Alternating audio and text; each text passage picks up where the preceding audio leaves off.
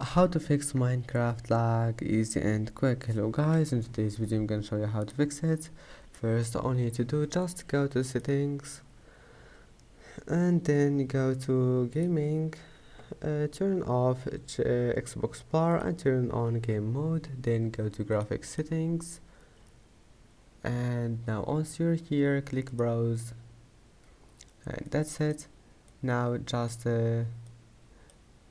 type here app data and then enter, and here click Minecraft, and if you are using the launcher, here we'll find Minecraft launcher. Click on it and click add, and that's it. Now click options and click high performance, and that's it.